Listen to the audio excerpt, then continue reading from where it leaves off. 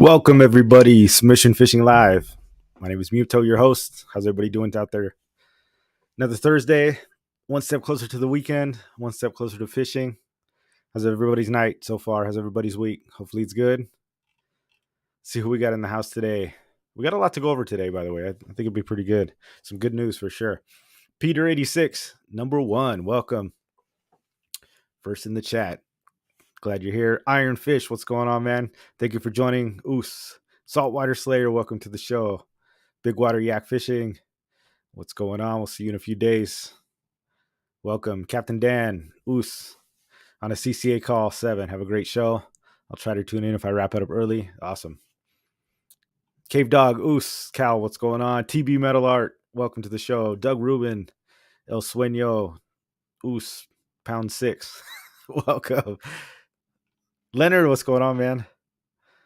Jessica, Oos, welcome. Kiwi Reacts, good to see you, man. Welcome back to the show. Jesse, Oos, welcome. Congratulations on your dancing victories. Benjamin Moreno, Oos, welcome to the show. John Escobar, what's going on, dude? The Slayer right there. The shore pounding Slayer. John, do you work over there? Last time I used to fish there in my kayak all the time, and then last time I went over there, they kicked me out. They were like, or some guy, I don't even think he was security, but he was like, you got to leave. He was in like a forklift or something. But I always see you fishing there. Slaying it though.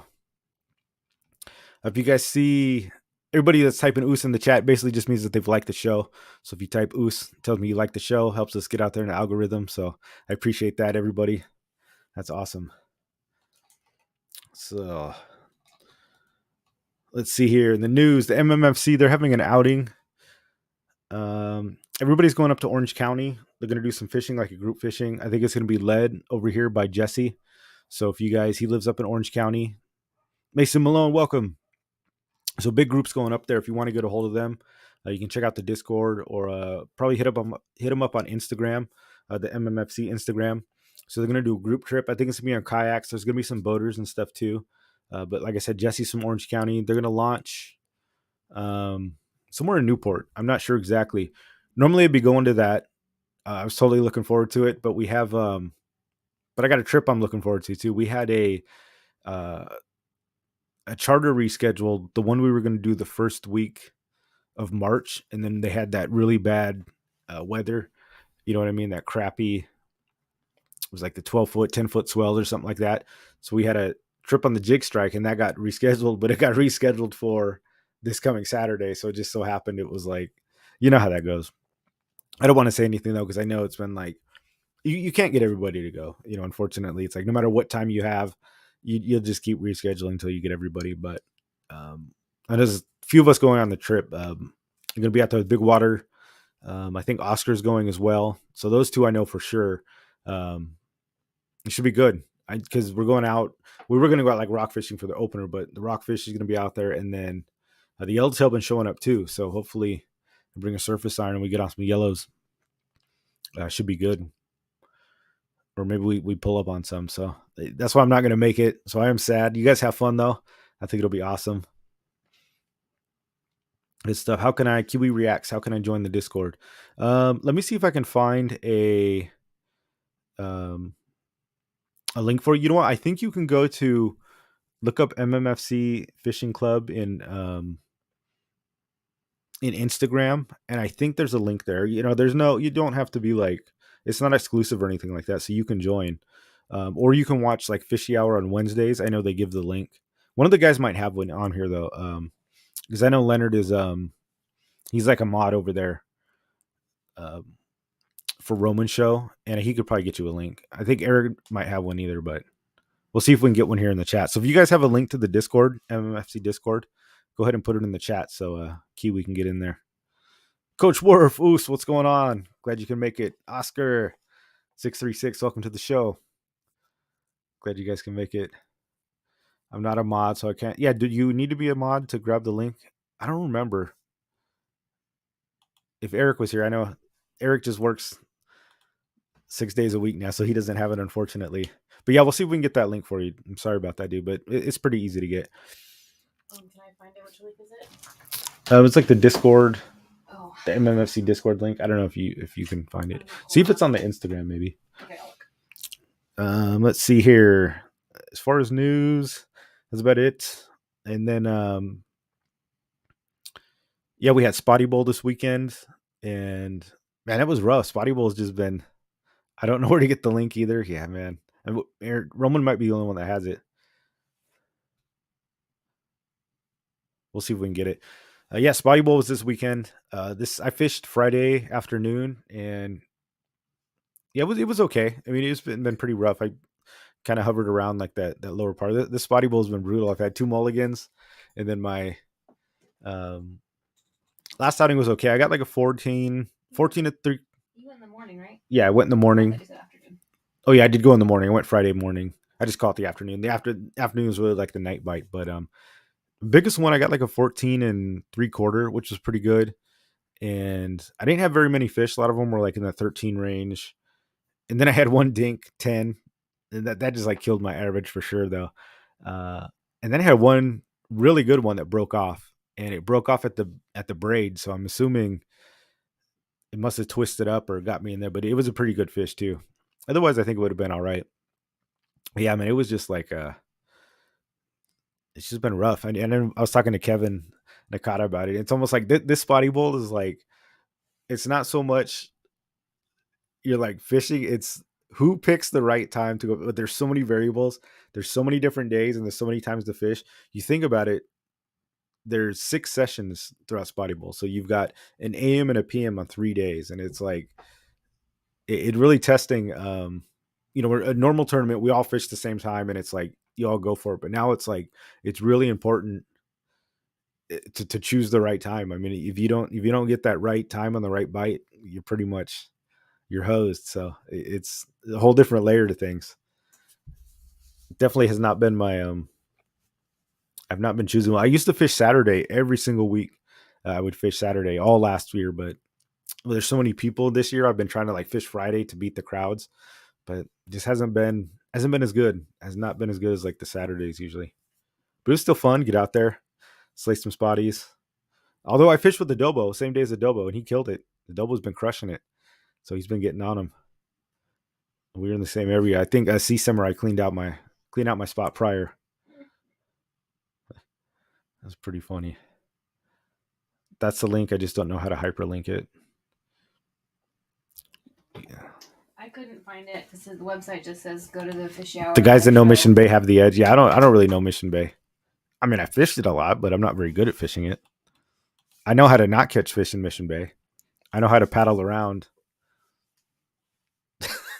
and get some spotties.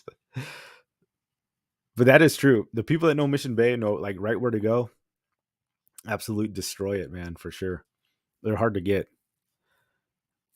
But it wasn't that bad. I still got my limit. It was like I was catching fish, but it wasn't those hogs I was used to. That's just the way it is. And then let's see. Cal had a question on Instagram. We'll get to that, Cal. Let's see who else had questions. Big Water Yak want to know deep dive on Ling and Capizon. Yeah, I'll definitely probably do one of those maybe next week. I'll do some research and really get a deep dive on those fish. Should be fun. And then I went out to La Jolla this weekend, or not this weekend, yesterday actually, and just absolutely crushed it. Went out there with Sea Samurai. I know some of the yellowtail were biting. He wanted to go out there. He had to go back early, so he did a podcast. Want to check it out? A CCA podcast. It's actually really good. It's a new show they've started. They've got a lot of good talent on there. It's a cool show. So he had to leave, and then I stayed out there. And at first, we were just getting a lot of dink rockfish, and nothing was really showing up. Then Kevin left, of course. And then like an hour later, I just found this spot, this honey hole, and just absolutely crushed it. I don't know if you guys saw like some of the videos and pictures, but I was getting like these vermilion that were straight up like, I got one that was like 5 pounds, and I tried to put it on my board when I got in the car, and it was like twice the width of the thing. My other ones were all like 4 pounds, 3 pounds, just absolute beasts. A couple over 20 inches, just huge rockfish. Caught a cabezon too, so I hit my limit of 4. And these 4 vermilion were just monsters. And then I caught 2 Boccaccio, and then I got a lingcod. So I caught my first lingcod at La Jolla, which was really cool. It was super fun. and it felt like it had that halibut feel, where it was kind of like lazy and flat and it came up. And once it got to the boat, it did the same thing as a halibut. Like it took a run, it saw the boat and its long body just took a run. I let it pull drag. Um, just let it do its thing, because the line that I have on is super thin when I'm rock fishing. My PE, the braid I have is like, that stuff's like dental floss, man. It's super narrow, so I can fish really deep with it. Even though it wasn't that deep, I was maybe like less than 200 feet. I mean, I fished out there 500 feet, deeper, but I was pretty shallow. But yeah, I got my first ling, and then I just worked it. It came up, went down, pulled drag, came up, pulled drag again. Did about 2 times, let it kind of wear itself out. And because here's the thing, I didn't. It was the ling cod was close to legal, right? Ling cod have to be 22 inches, so I'm letting it run, letting it go tire itself out, because I don't want to gaff it, because I don't know what the size is. And it was too hard to judge kind of where it was at. So I had to kind of wait for it to wear itself out. Then I was able to bounce it still on the jig and brought it on board, but I had no way to measure it. So I didn't have, and I had my board too. And before I left, I looked at the board and I almost took it. I was like, I don't want to take it. It's like one of those solid ones. So it doesn't fold up, and it's like, it takes up a lot of room, especially when you go out in La Jolla. It's like clunky. It doesn't fold up. And I'm like, this board's hard. I just don't want to take it, because I'm like, what am I going to fish for that I need the board for? You don't need to measure the yellowtail. Um, you don't need to measure the rockfish. And sure enough, I catch a ling cod that's like, this thing was right on the cusp. So I ended up having to let it go, even though I think it was legal. It was close, guys. It had to have been close, and I think it was a legal ling cod, but I let it go because I didn't have any way to measure it. I had like not even my tackle boxes had like, a lot of them have like the measuring thing on there for you. None of my stupid tackle boxes even had the hashes on it. But I read one box and it was like, it was a 14 by like 9 and whatever, and I had two, and I put them this way, so the 9.1, it made like 18.2 inches, and it was like longer than that, so I had to have been like 4 inches over that. But I just let it go. It wasn't going to risk it, because even if you get caught with something that's, even if it's a quarter inch short, a 16th of an inch short, if you get a fat fine. So unfortunately I had to let it go, but it was super fun. First ling cod I caught out there, and it was awesome. I've been looking for one of those for a long ass time, and bit the jig though. Got it on one of these, the Slow Death White Knight. Now this color and this size, the 130, I caught every single vermilion on. I got two Boccaccio and all those huge rockfish, and the ling cod were all on this jig. Not this jig specifically, but that color and size. So I don't know if it was the color or what it was, but yeah, that White Knight slayed.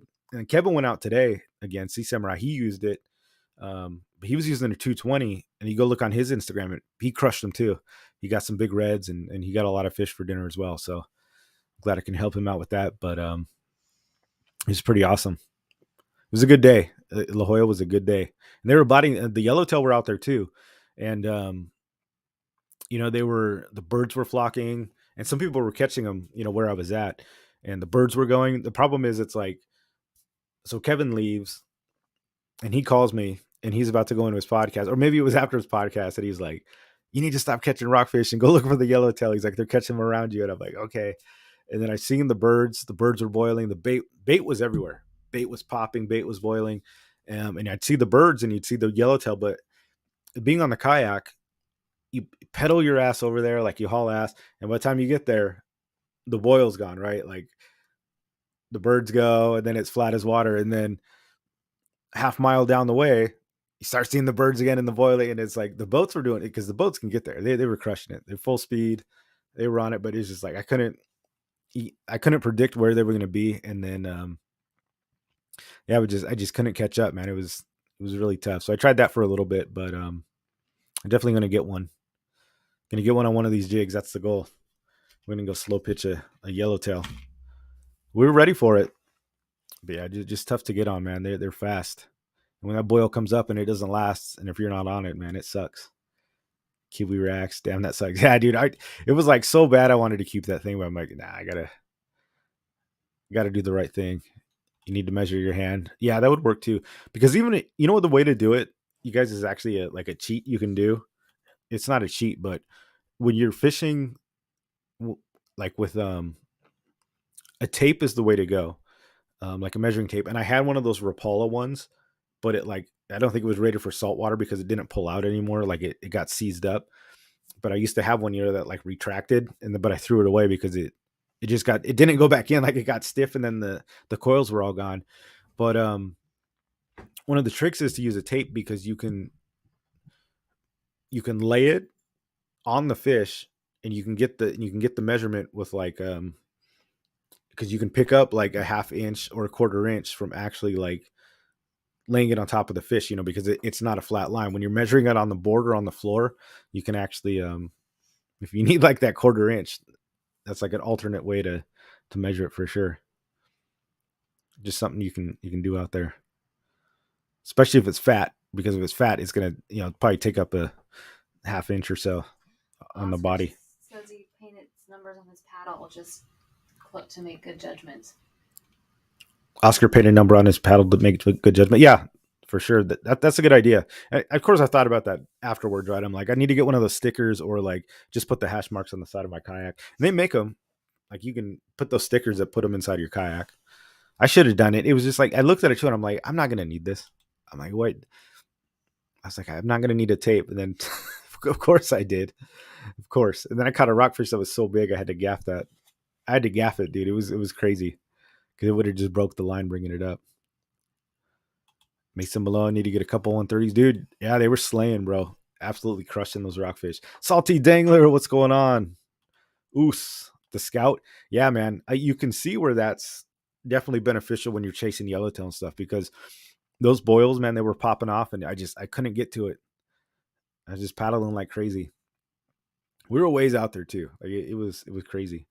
But yeah, Kevin let me borrow one of the Bixby, so that was cool. So on the way out, it was like we just full throttled it, and just coasted, put our legs up. Wasn't a big deal. And then coming back, I got about halfway back on it, because once you get out there, I wasn't using it anymore. But then on the way back, I made it about halfway back, and then I had to paddle in. But that definitely saved us. Aaron wants to know if you know Yeah, that was me, dude. Seeing the birds diving, they were there. People were hooking up. I couldn't get to them close enough. Get an outboard motor. Yeah, do some of those trolling motors. They'll get you up to like 5 miles an hour, dude. Muto, do you know anybody who can go rock fishing with us Saturday? What's that? I might be able to find somebody. I'm sure somebody in the chat might want to go. We're going out of the jig strike, right? I think it's a private charter, and it's not very crowded. So hit up Aaron if you want to go. If not, I'm sure I could probably find somebody that goes.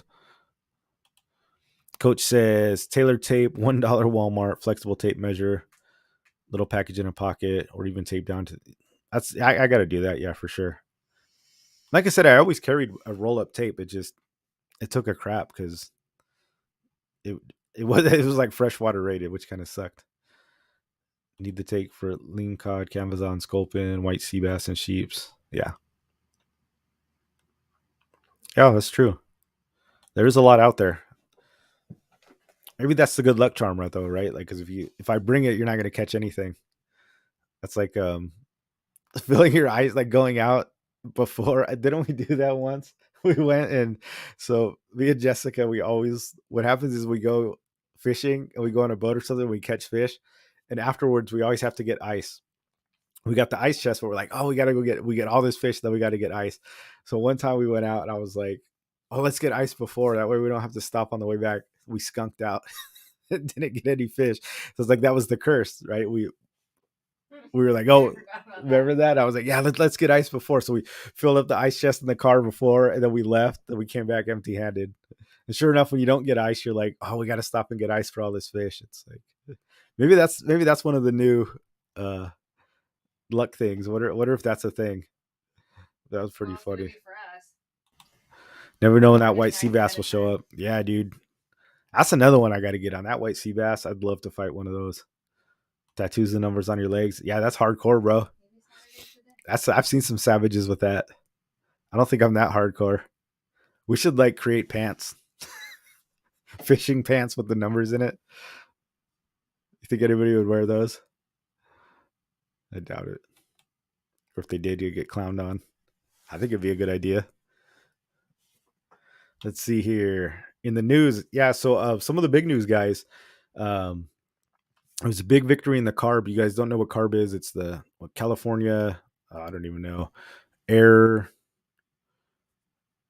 California air like research, but anywhere it's like the Clean Act, clean air thing of the California. Um, Basically, California we're looking for clean air and stuff like that. And what they do is they go around trying to make laws and stuff like that. So one of the laws they've been trying to pass is to force a lot of these boats and the fishing boats in general to have to upgrade their engines. So this whole thing was they wanted to get tier 4 engines um, that basically they don't exist, right? They're these diesel engines that they just run. For one, they don't even make them, right? They're supposed to be these clean burning engines that got like these parachutes that catch the waste, and they run too hot, they're too big, and they don't even exist. So theoretically, if you make them, they're going to burn. They're going to literally catch a wood boat on fire. They're going to melt fiberglass boats, and it's just not even a thing. And this is something that they're proposing, right? That we need to that the fleet would have to get these engines that aren't even made.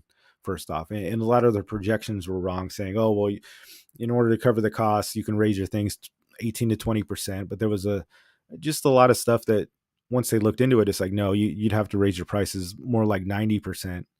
And there was lots of arguments for and against. A lot of people were saying that they don't even fish in California waters, right? They leave California, they go through, but then they're fishing out past California waters. So they wanted these boats to change when they're not even really fishing local. You think about it, a lot of these boats fish in Mexico, or they go out past the boundaries of California looking for fish. So a lot of these boats were going to have to get these engines that theoretically don't exist just to pass through the area. Some of the local boats, sure, the ones that stay in La Jolla or the local waters, but most boats, they're gone. They're outside of what we're looking for. But they're still trying to blame the California that was the problem, the pollution and you know putting all that crap in things. So and the Union Tribune, San Diego Union Tribune, wrote a piece, and you can look at this. So they had a meeting today, basically, as well. CARB did, and I talked to Captain Dan, who's part of the CCA. Talked to C Samurai. Talked to a lot of guys today, and basically, it looks like it is a huge victory that it's not going to go through with the proposed thing. So really, what it looks like is going to happen is that they've accepted. So they decided to talk to captains and stuff like that. They saw some light. I think cooler heads prevailed, and now they're talking about tier 3 engines, and everybody's saying tier 3 engines are going to be the way to go, which is actually huge because tier 3 engines, half the fleet already has tier 3 engines. That's doable. That's attainable. And I think it's by 2027. And then the other half is already working towards tier 3 engines. So, I mean, that's something that can be done. So it was a huge compromise. And, it's a big victory, guys. It really is. Everybody thought like that was it for the sport fishing. But I know I was on the phone with Captain Dan, and then Arnie was calling him by the time I was talking to him, and then Kevin. So I'm trying to get everybody's assessment. Both of them are on the board to work with the CCA, and yeah, it was pretty cool. I got some notes here. Yeah, the Captain Dad said vote was scheduled for today. Cooler heads prevailed, and it looks like the tier 3 engines for the sea now. Fleet needs to adopt tier 3 by 2025, which is doable. Just got this via Arnie CCA, and the fleet is happy with this, so that's a good thing. And then asked Kevin about it too. He said it was very good news. It's quite a bit of it to decompress. However, the bottom line is all the regulations that we're going to put on the fleet are now delayed until 2027, and possibly even further, and then some amendments. So that's good stuff, guys. They went from doom and gloom to pretty much that was it for a lot of these boats to um, honestly a pretty big victory. So that's actually great news. And, we've been talking about it. So everybody, we've had the safe sport fishing. We've been posting that link back and forth. So all you guys that like signed the petition, thank you. Anybody that made a call, it made a difference, and sometimes these little victories can lead to bigger victories. And this one actually was a pretty big victory. You can see right above my head, I got the CCA sticker. So um, join the CCA, guys. If you're into fishing, they fight for our rights, and they were really instrumental in this, and they really push for it, and they fight the fight for fishermen, and they help preserve our land, and they're looking out for the hatchery too, and they plant fish, they do a lot of stuff. So they're the ones really protecting our fishery, and um, they fight on our behalf. So we can't all join the CCA, we can't all be a part of it, but we can all support it for sure. And if you like fishing, um, I really implore you to do it. Just join. I know there's a monthly thing, and I'm not part of it in any way. I'm a member, like a lot of you guys, but stuff like that helps. And that little bit of money that you spend goes into fighting things like this, and it just shows that it works and it helps. And you do have a voice, and people like this can change things. So what we thought was a foregone conclusion, we kept fighting. We were signing petitions. CCA was out there, and it looks like it's going to be pretty good. And the fleet seems to be pretty happy with it. So I'm proud of you guys. Proud of the CCA, all the captains that stepped up. It's a huge victory, guys. So it's freaking awesome. And at least it's a few more years. But on that note, it's like, it's important because this is just the tip of the iceberg, right? These guys don't stop. California doesn't stop. Politicians don't stop. These guys don't stop with the laws, man. Um, they freaking, they're gonna, they hate us. They hate fishermen. They hate anybody that's on the water. They hate anybody that drives cars. Anybody that hunts. Um, Anybody that's on land that they think they own. It's like they try to get rid of us, man. So Anybody who's wanting to be yeah, self-sufficient. anybody that has rights in public land, they really don't want us to have. It's these are people that have a mindset that they own the land and not us, and how dare we fish and hunt and stuff on their land. So just go out there and support the fighters, guys. Even if you can't do it, give money to people that can. So I thought that was awesome. It was great news, and it was good to hear. It was good to Cal Air Resources Board. Yeah, that's what it is. Just some made up board that goes around and tries to make laws. But yeah, I just thought that was awesome, guys. I put the link to CCA in the chat. Yeah, we put the link to CCA in the chat. So if you haven't joined already, definitely go support them. It's good stuff. I don't know what CARB is. Maybe sell my own semi and buy a new one with better emissions, right? Yeah, that's exactly right, dude. Air Quality Management District. Yeah, you guys all know. Dealing with carbs on the dock. They also want to force shipping industry to go electric. Yeah, it's the same story. Let's just be realistic about it. But I think they are compromising. So I mean that's good. But they're going to try if they think they can get away with the biggest problem is these people. They just don't understand. They're not fishermen. They don't work in the shipping industry. They really have no clue how boats work. So, but they come in and they're just like, oh, big boat, big diesel engine. Let's just get rid of this thing. It's like, it's not, world doesn't work like that. Otherwise you get $6 an hour gas and all this other nonsense. Like we can afford it already, right? Like shipping costs are already a huge problem, but yeah, big win, guys. So thank you all. Anybody that signed that, I'm really proud of you guys. Really worked for it. Right? Yeah, almost. That's kind of like what it was, right? It got regulated, but I guess it's like not as bad. We'll take it. The fleet's happy with it though, because I think they got something that they've already been working towards. So it's not like they've got to go get these non-existent engines that don't even freaking work. Yeah, John always supports CCA. Yeah, for sure. It's a good group, guys. Round of applause. Absolutely. California trying to, yeah. Yeah, they had that 30 for 30. And that was another one that we did really well on. They were trying to take 30% of the land in 30 years, and that counted like 30% of the water. We already got the MPAs that they stole. Yeah, just you just can't give if we don't watch them, they'll take it all, man. Pretty soon, it's just we're not gonna have anything to fish for. Our kids won't be able to fish. Grandkids, we're gonna be, talking about how we used to catch. Oh, we used to be able to fish there. It's sad, man. It's really sad. But we can still fight. As long as there's fighters, guys, we still have a chance. We can't give up. Good stuff. Will you be giving private lessons Saturday on how to properly use the javelins? Yeah, if you guys want it, I'll show you how to fish them. They're not that tough. There's a little nuance to it, but if I can do it, anybody can do it. Yeah, Jessica, man, she was slaying on it. Some of the rod is important. You got to have kind of like you don't need like a slow pitch rod. I was actually using a long fall rod. Oh, it's a Phoenix Titan, but it's not the slow pitch rod. It's the long fall rod. It's in the same vein, but it's a little different, a little stiffer. But you got to have some rod with a little bit of. It's got to be somewhat parabolic. It can't be a broomstick for it to really work properly. But I bet even if you did have a broomstick, you could probably get rockfish are a little easier because you're not pitching up the water column for like tuna. But yeah, if they get us on the fish, that's really what it comes down to.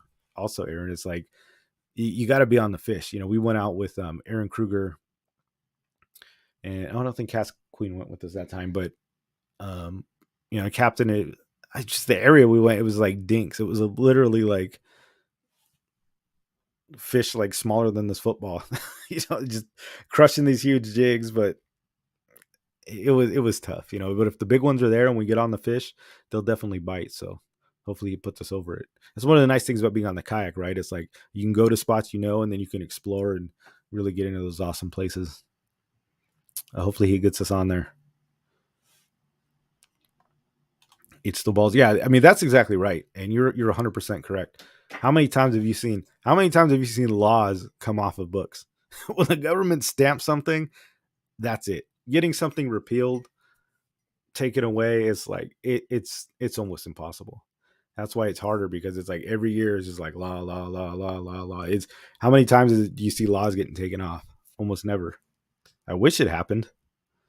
Did you say hi to Down in SD, by the way? Down in SD, welcome. Who else was in here? Dave Rage, what's going on, man? Welcome to the show. Yeah, dude, you want to be out there? You never heard that term, fishing with the broomstick, dude? It's like those rods. I've got a couple where they're like bluefin rods, man. Where you can literally hang off that thing and it like you get like an inch of bend on the end. They're like rated for 150-pound line. They're crazy. I've got some for boats, and they're not long either, but sometimes you do need them. But you don't want to be jigging. You don't want to be slow pitch jigging with the broomstick. It's not going to work for you. They're loving the cat. You have a guest in the back. Oh yeah, Butter Bear. She's chilling. She looks all smug. She thinks it's her stream now. Let's talk about eating fish. She loves fish. Let's see here. So yeah, anyways, on the CARB guys, great victory. We've got Spotty Bowl. We talked La Jolla fishing. So if there's anything else you guys want to talk about or have any questions, just let me know.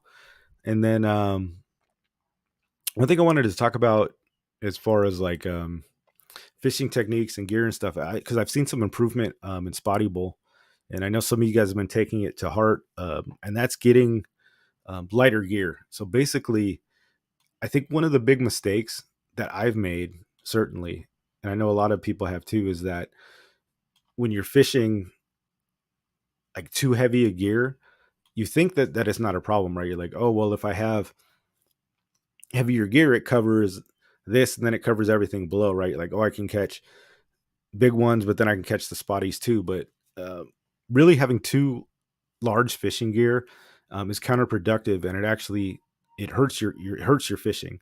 When I first went out and was like fishing the bays and stuff for spotties, like my first setup, I think I had a 4,000 size. It was like a Daiwa BG, like 4,000, probably with like 30-pound braid.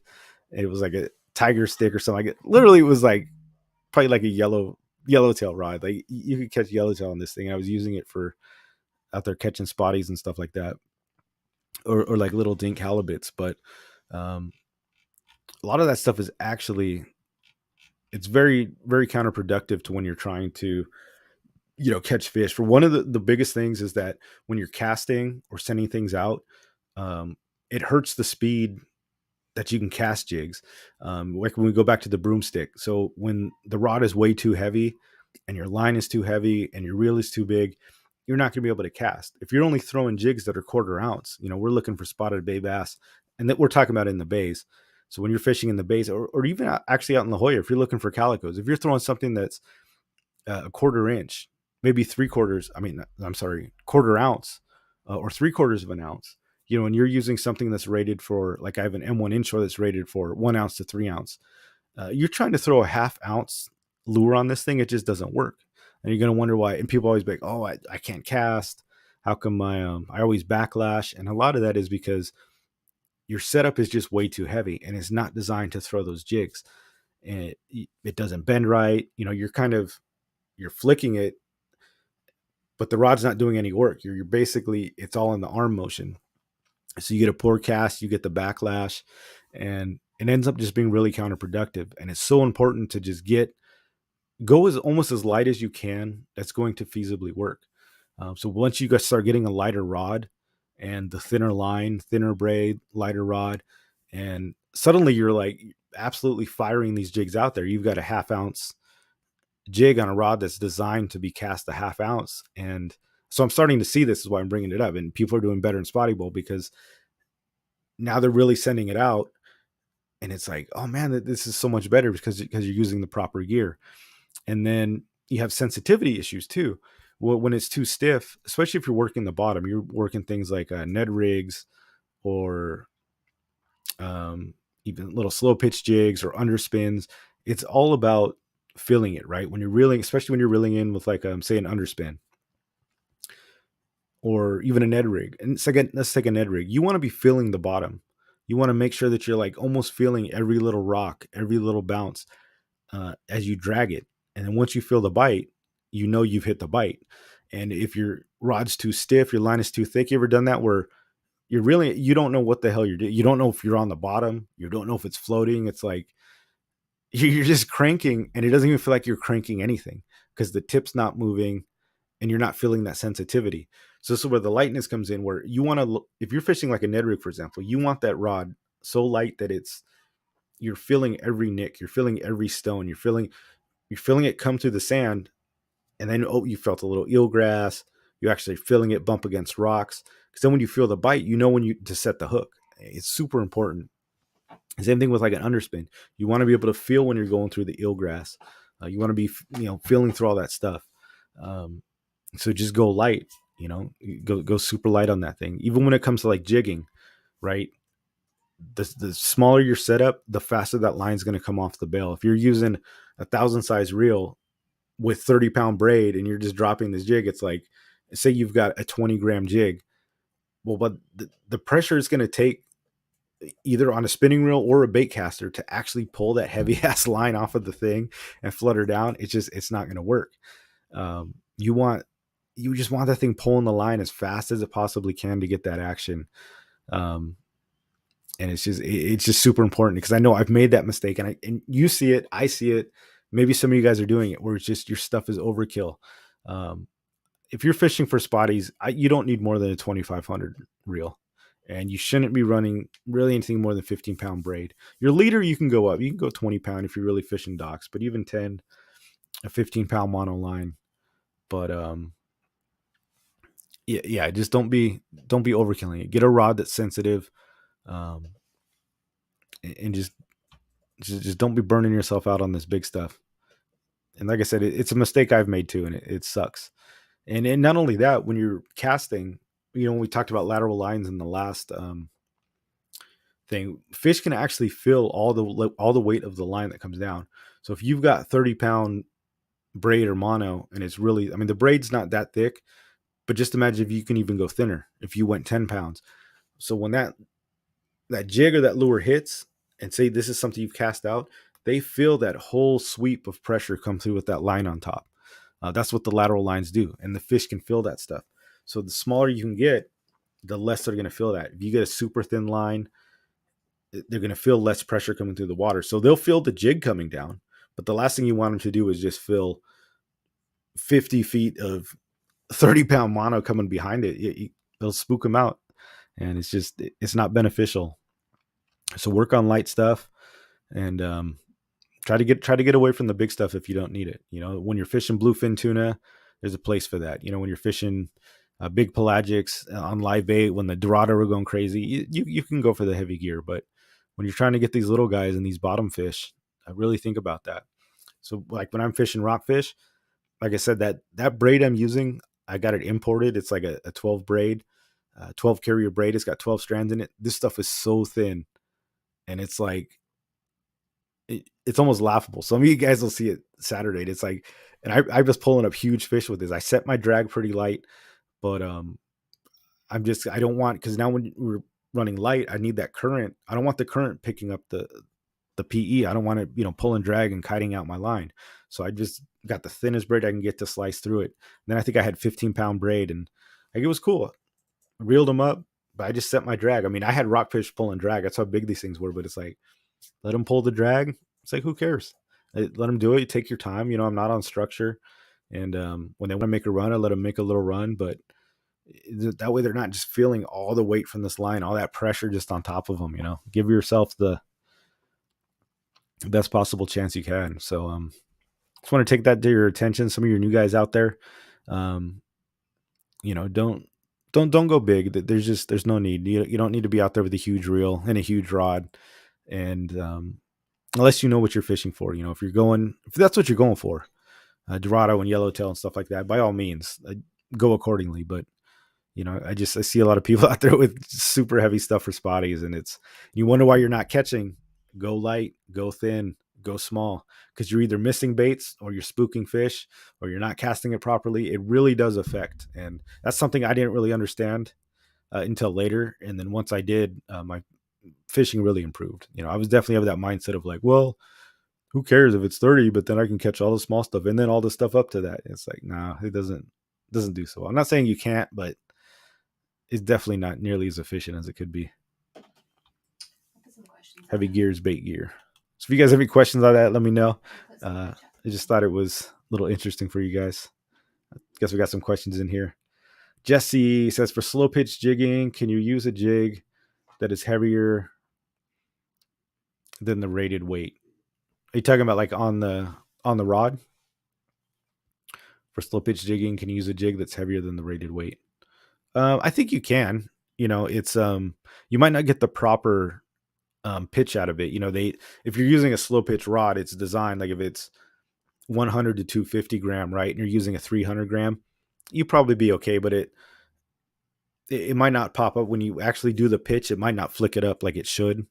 It'd probably work. I would say, as long as you're not going overkill. I don't think it's ideal. I think it would be obviously better to stay within the range that it recommends. But even all rod manufacturers, they're different too. I've got some rods that say there's some range. That's another key thing, guys.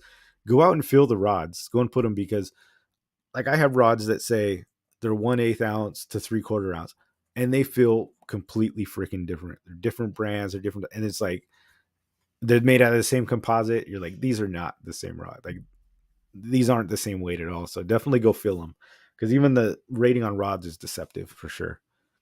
So I do have rods that say they're like lighter, but I use way heavier stuff on them because I don't believe it. But yeah, Jesse, I mean, you could. As long as it's within reason, If I had a 100-gram rated rod, I wouldn't throw like a 300-gram jig on it. It's probably not going to do any good. Ironfish, 6 to 15-pound rod with a 250-pound reel. Great setup for the bay. Yeah. I would say, yeah, I think that's perfect, dude. Actually, Ironfish, that sounds good. I'd say probably go 15-pound braid. Will get you good. Yeah, that should be able to use, if you hook up on a big halibut, that should work. I think 2,500 is like the top too. That's another thing with reels, is reel sizes are different as well. So not everybody's 2,500. There is no uniform size when it comes to, it's like pants, right? If you ever went and got pants and you like wear a 32, and it's like one company's, you can't even button the freaking pants and they're size 32. And you go at another company, there's like 3 inches in between. You're like, you guys, this is not a 32. It's the same thing with reels. There is no, each company defines what their own reel size is. There's not a regulated size for the reels. Like Penn reels run actually really small compared to like Daiwa. If you took a Penn Battle and a Daiwa BG, the pens are much smaller. I got 3,000, 1,000. The pens are much smaller, just naturally in size. So something to think about too. So some rod manufacturers are bigger than others. Even though you're getting a 2,500, that company might make a big 2,500. Penn makes really small stuff.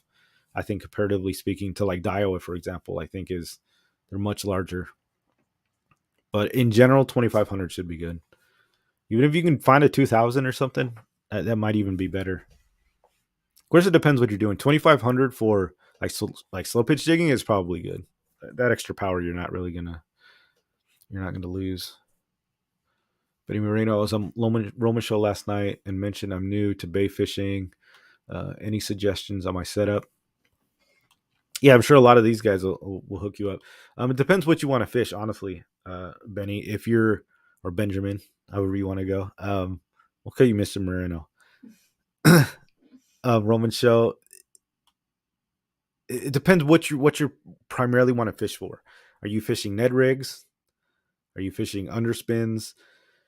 Like if you're going to be casting underspins, stuff like that, I would say get a casting, get a bait caster, learn the bait caster.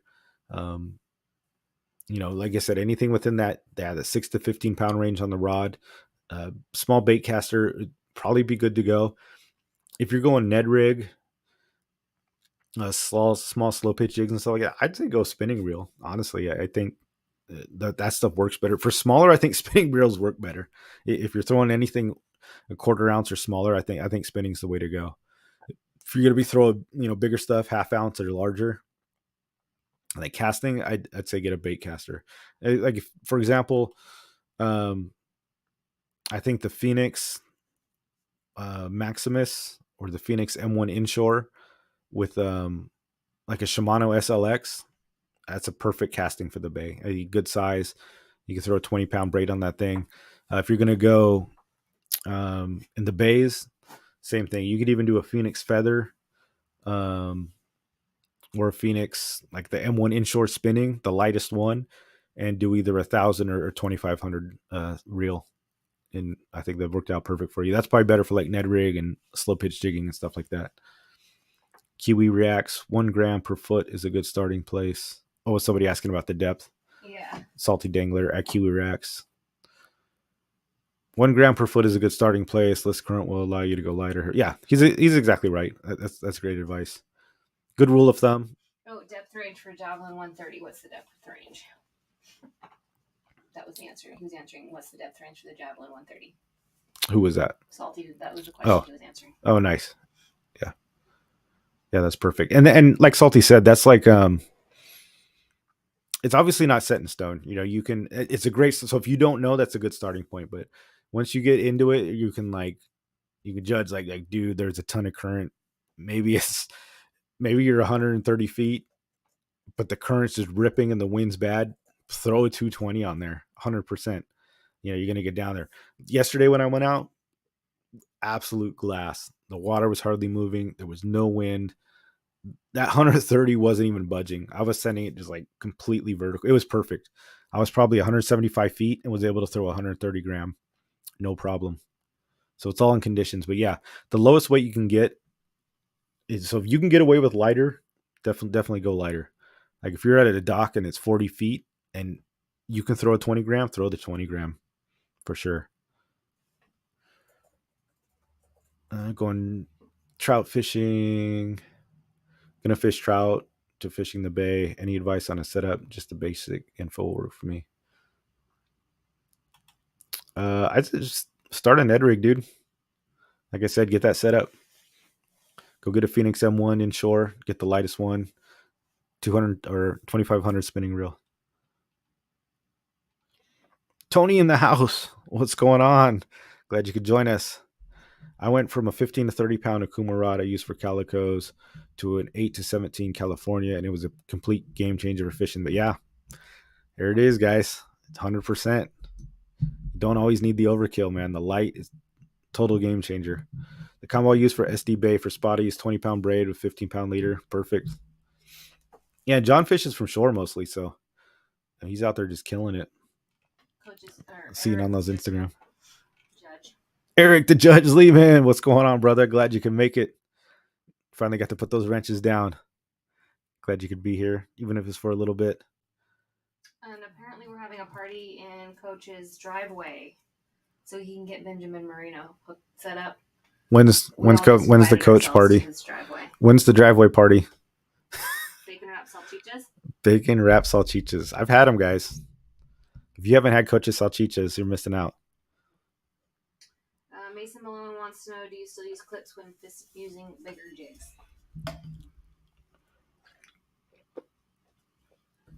Mason Malone. Do I still use clips when fishing bigger jigs? Yep. I just use bigger clips. 100%. I'm totally a clip guy. I slow pitch everything. I mean, that's my motto, slow pitch everything. So um, a lot of the name of the game with that is just switching jigs, man, in and out. And I don't want to have to retie. And I've been doing the AG chain knot, which has been freaking awesome. It's like this knot that's been designed specifically for like jigging. It's like 100% knot, and it's got a lot of pull to it, a lot of give. It's been freaking awesome. I was using it all yesterday, just slamming it on it. But yeah, jigs for sure. Tony said that the Grande went out yesterday, and Saucy Yellowtail couldn't land any. Weather looking more promising this weekend.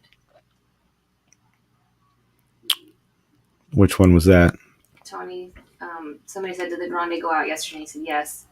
We spent most of the morning looking for you. Oh yeah, Dave. Yeah, Tony said yes. He asked if they went out. Yes, we did. For most of the morning looking for yellowtail. Saw a good sign of them, but couldn't land any. Weather was looking promising for this weekend. Yeah. Totally. I was out there on my kayak yesterday, Tony, and it was like we saw them. They were out there, dude. The birds were popping. The bait was boiling. Same thing though. But unfortunately, I was on my kayak. I could not freaking pedal fast enough. I was trying to get there, and they were there. Some of the boats around my area, they hooked up. So a few people got on them. They're coming in for sure.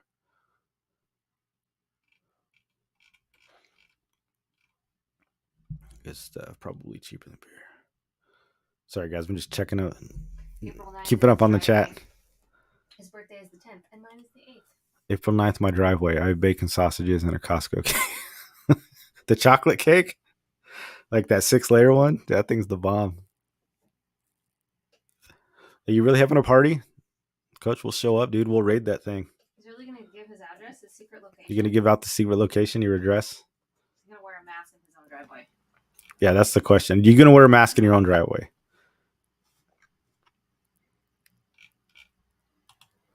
I doubt it. Daniel Mendoza, what's your favorite 30-pound braid for slow pitch jigging? If I just have to go to the store right now and go off the shelf, I'm getting the Berkeley X9. It's available. Otherwise, I get even Major Craft makes like it's like a Dangan braid or something like that. If you can get it, a lot of times like I'll import some stuff. You can either get it from eBay or whatever. Like get some Japanese stuff. Like this is some Shimano Pitbull X9, but or 12X. I'd say the Berkeley, dude. The Berkeley X9 is pretty good, and you can pretty much get it anywhere. It's super thin. And it's probably the most braids you can get commercially. Everybody else is usually 8 strands. This stuff is like really the only commercial available 9 strand that I've seen. It's pretty good. It's actually pretty thin. It's pretty round. But that's what I've been throwing on most of my stuff. Even my heavier, I've got like 60-pound braid on one, and I put the X9 on it on one of my broomstick rods for sure. But I would try that. It won't steer you wrong. Oscar uses the J braid. Yeah, J braid's pretty good. The key is just find the thinnest rod you have, like not rod, line you have. When you actually look at the package itself, a lot of times it's in millimeters. It'll be like 0.33 or 0.34. I mean, that's really what you want to look for. And if you can see a sample of it, try to find the roundest one you can get to. Like if you can see like the braids on it, or you like put your finger on it and you feel like it's super bumpy, for slow pitch jigging, that's probably not the braid that you want. Get the smoothest braid you can possibly find, and that's where having the more lines usually comes in. And sometimes you can even just feel it or look at it and be like that cheap braid. It looks like braid. It looks like braided hair. Like you don't want that stuff, dude. It's gonna create drag on the water. It's gonna bite in itself when it's trying to come off the line. It's just all that friction is gonna catch in the water. So remember, more lines that make up the single line equal a more round braid, which equals better production in the water. It's going to cut through the water a lot better. Good stuff, guys. See if we got any more questions in here. You can drink through the mask. You can eat cake through it too. We'll just lift it up. You can lift up and then eat the cake. Yeah, good stuff. I always think I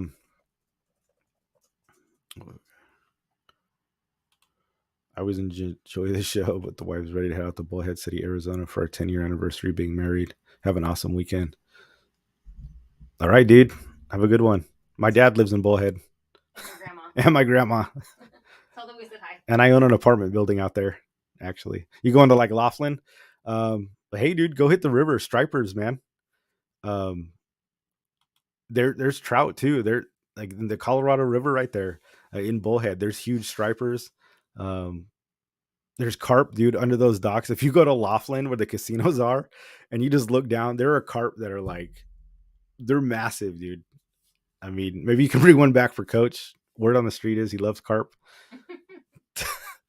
Maybe you could bring him a carp for his birthday. Yeah, there is monster carp there, man. And if you go to the top of the strip, what is that? Don Laughlin's Riverside. There's actually a fisherman's park there. So normally you get kicked out, like if you go anywhere like along the strip. But at the end, like if you go over Bullhead in that very first casino, in that parking lot and you go down to the shore, there's actually docks built for fishermen to fish on. So that's pretty cool. I went out there, was looking for, I had a jerk bait, looking for stripers last time I went out. It was so friggin' hot, dude. It was like 130 degrees. And I was out there casting. I couldn't get on anything, but they're there, dude. There's fish. I've seen people pull up some beasts there. Pretty awesome. I got the 3000 because the handle was bigger.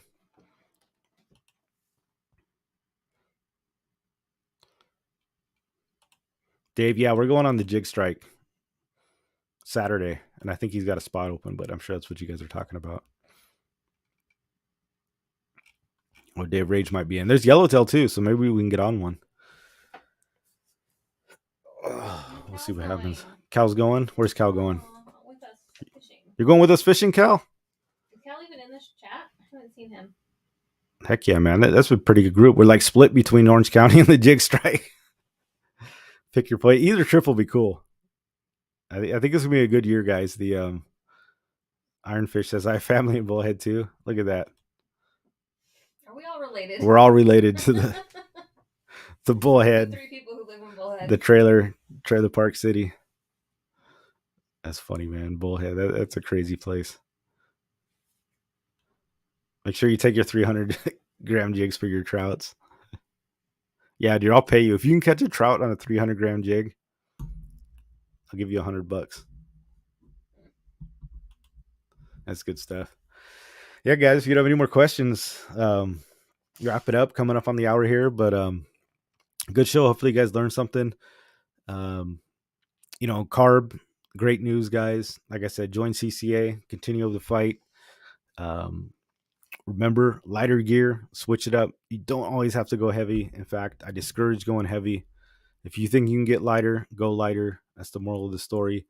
We'll be out Saturday fishing. MMFC is going to go out, and they're fishing Orange County at a Newport. So if you guys want to do a group thing, get a hold of them. They'll take you out there kayak fishing. Some of them are on boats. And yeah, I think it'd be a good time. Rest up. Spotty Bowl's coming up. In April, I think we got 2-1, so we got a week or two to recover, take a break off the spotty fishing, and it should be good. Eric the Judge Lehman said, I got married one time in Bullhead City. Never been back. Did you leave your wife? Or you took her back with you? Yeah, man, Bullhead's a trip, guys. It's funny. Most people just go to Laughlin, but it's something else. Oh, the Avi. That's funny. That's awesome. And then you can tell them that we're making calls about the submission fishing charter. Oh yeah, there was also a question about the submission fishing charter before we go. So people were asking about that. We're definitely putting one together. We're making calls. We're calling boats, getting prices and stuff like that. So that's something definitely we're going to do. I think it's going to be an awesome event. Like I said, I think it's not just going to be a fishing trip. I want to do giveaways and all kinds of good stuff. So we're making calls on that. And once that becomes official, we'll start selling tickets and stuff. I think it'll be a good time. Without further ado, guys, it was great having you. And we'll see you on the next show. hopefully you go out and go fishing this weekend. And we'll see you on the next one, guys. Thanks for joining. Oos.